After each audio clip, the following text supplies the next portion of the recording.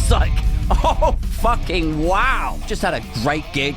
I'm expecting Mr. Big to come up to me and go like, whoa, you guys fucking whale. Walking around like, time to go mansion shopping, eh? This is where it all starts. Cast your mind back to the 90s, if you will. I was, what was I then? I was a teenager, about 15, 16 years old. And like a lot of 90s kids, I was a grunge kid. So from 1994 onwards, my CD player was blaring out Nirvana, obviously, Silverchair, Placebo, Therapy, Stone Temple Pilots, Pearl Jam. You get the idea. And so me and some friends formed a band, as you do, and we wrote some songs, and we were a huge Nirvana rip-off fan. But a lot of bands were a huge Nirvana rip-off, so, you know, fuck it. And I remember listening to our demo back that we recorded in this studio, and I remember listening to it back again in the car stereo and being like, you know what, this isn't bad.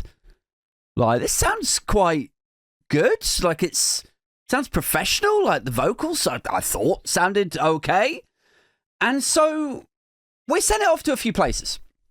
A few record labels, management agencies, and obviously, you know, we heard nothing.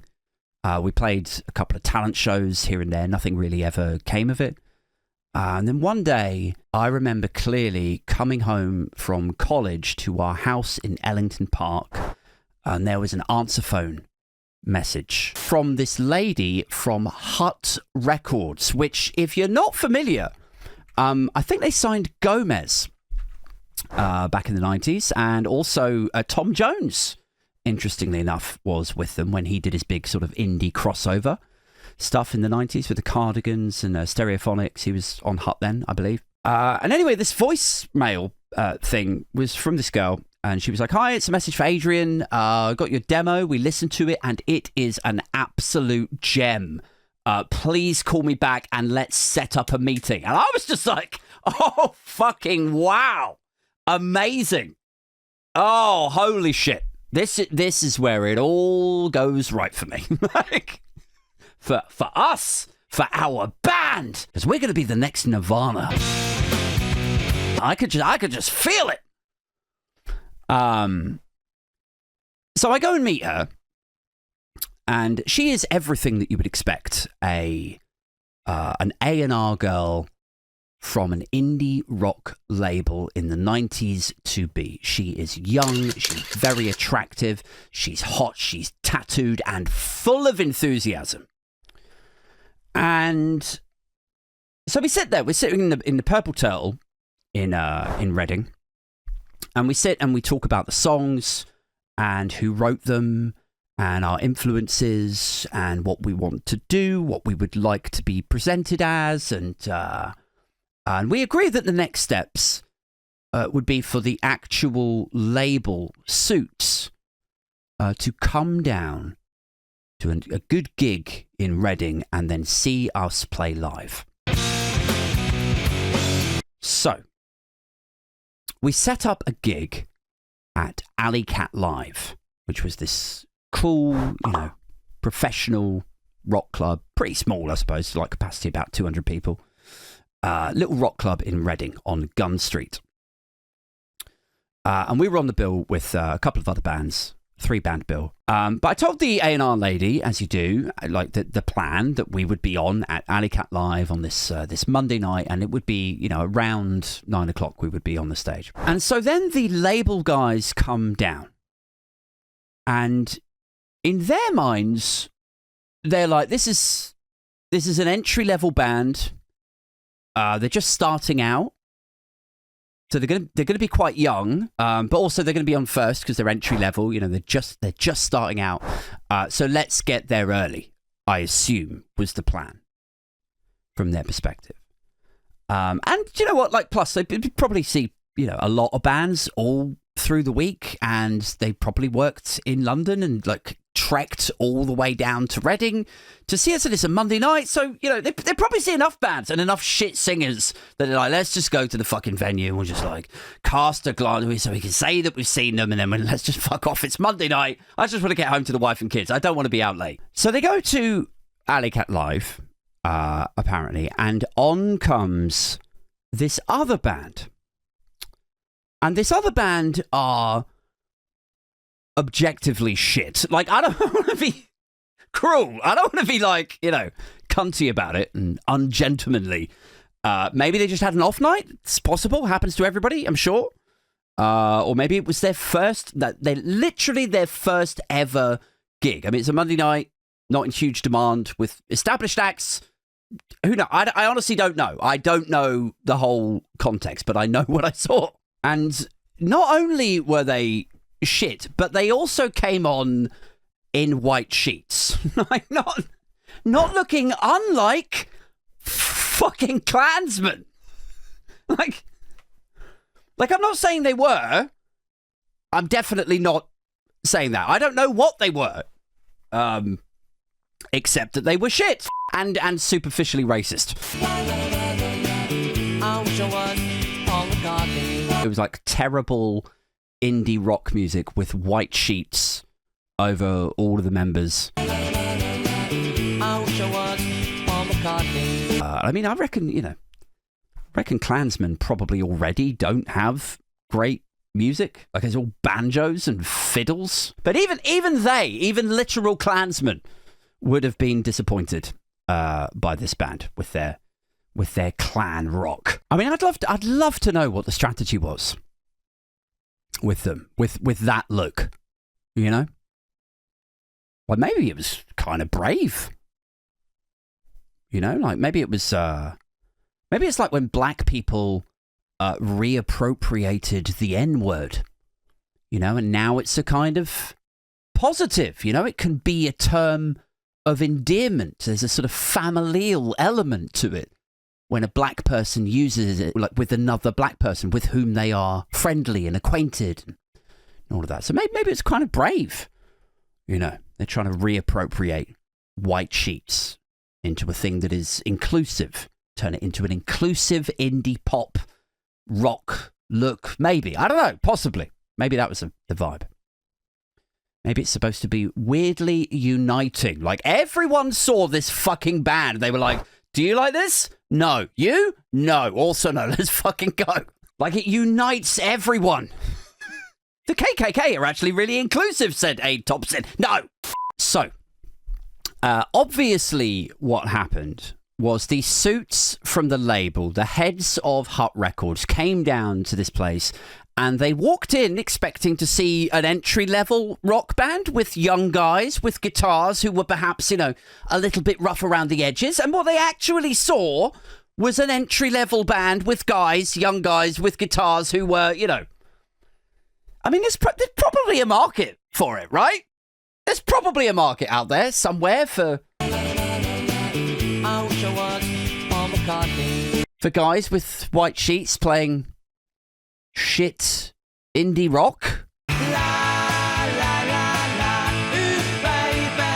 Maybe there's a demographic out there of KKK types who also love shit British indie. It's possible.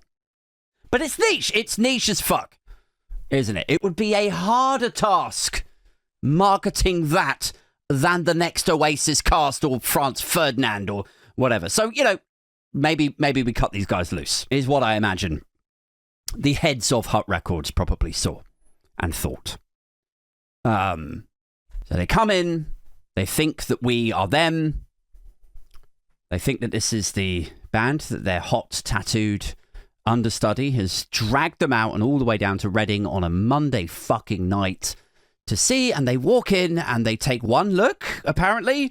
They listen to one song, and then they finish their Diet Cokes and they fuck off. That's what happened.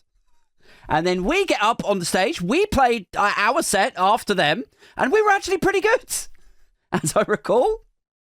Like, I can't remember our exact lineup or our set list or anything, but I think we were okay. I remember that gig. Being actually pretty good. And so I leave the stage. I come off the stage. I hang out. I'm talking to different people. I'm grabbing some drinks. I don't really see anyone there from Hut Records or anyone that looks like they might be from a record label. But I'm kind of, I'm perusing around the groups and the crowd. And I'm sort of half arrogantly expecting some Wayne's World scene to happen at this stage. You know that scene at the end of it, like where Mr. Big, he hears Cassandra's band and then he comes into Wayne's basement and he just straight up offers her like a 6-album deal. Like, I'm expecting that to happen. I've just had a great gig. I'm expecting Mr. Big to come up to me and go like, whoa, you guys fucking whale. So I'm walking around like, time to go mansion shopping, eh? This is where it all starts. But nobody comes up. Nobody comes up to me or us or anyone. And I can't see this A&R lady anywhere. And so I'm telling myself, well, you know what? It's a Monday night. You know, they probably got to be up early, haven't they? They probably got to be up early and in the office to draft our recording contract and sort out our advance tomorrow. That's probably what happened. So I leave it a day or two, you know, as you do.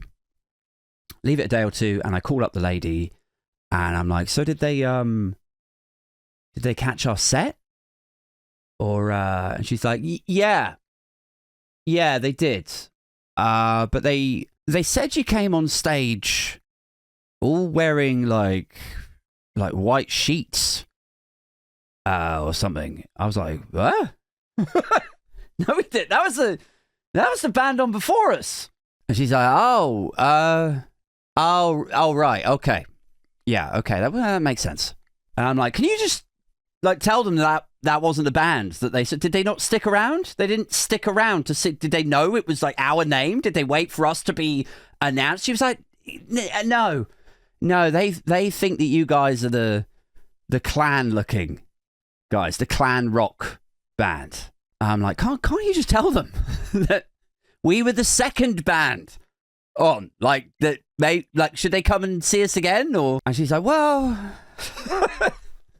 she's like, I mean, they came down to see you, you know, and I think they think that they saw you and they found the whole thing like a bit weird, to be honest with the white sheets. And I'm like, I'm basically begging at this point. I'm like, that wasn't us though. Like, can't you just tell them? Just tell them, like, ask them to come back and see us again. I'll book another gig right now. I'll tell you the date and the time and the venue. Can't you just explain to them that there's been some sort of mix-up? I mean, you said our demo was a gem, that you called us a gem. Like, can't you sort it out? And she's like, I mean, look, once they've come down to see a band and they've got an idea in their head that they're a waste of time or a bit weird or horrendously racist, I mean, they just won't come out again. So I'm sorry, I don't know what to tell you. And it felt like a breakup call or something like that. I mean, it didn't at the time. I didn't really make a connection. I don't think I'd been dumped by then. But now I think back on it, definite parallels. You know, her sort of trying to cut us loose, me not taking it very well at all. Like, no, there's got to be something. There's got to be something I could change.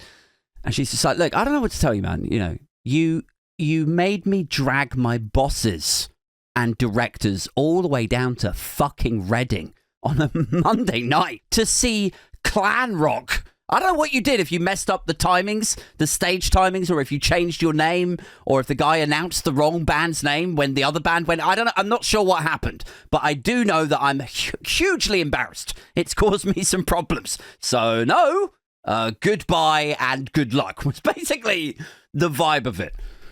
And I often think back to that experience now. You know, like what might have been? Like, is there another reality out there where they saw us, where they were like, oh, I really love your stuff. Here's the 6-album deal and the £100,000 advance that you were fantasizing about. And like, it wasn't just that. I don't want to go into too much of it because, you know, we're running super, super over and short of time here. But there was another thing, like when I was in my late 20s, I was doing a lot of hip hop production.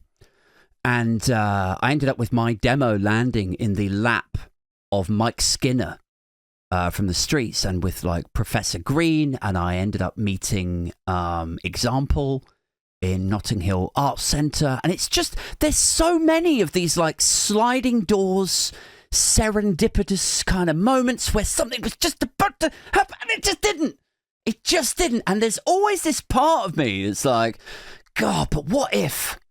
You know, because I still love my music now. Like, I absolutely love, like, as much as I love doing podcasts and I love doing stand-up, You could buy me off anytime. Anytime that somebody who is a target of my political activism and or satire, anytime that you just want to pay me off and shut me the fuck up, honestly, you could just be like, yeah, there's a Mackie recording studio in a little cottage in Cornwall. I will pay you £100,000 to just fuck off down. I'm gone. I definitely can be bought, guys. Because imagine if I had recorded that album around then, that would have been about 1999, 2000. That's some pretty good songs. Imagine if that shit sold, man. Imagine if that sold like 2-3 million copies, that album.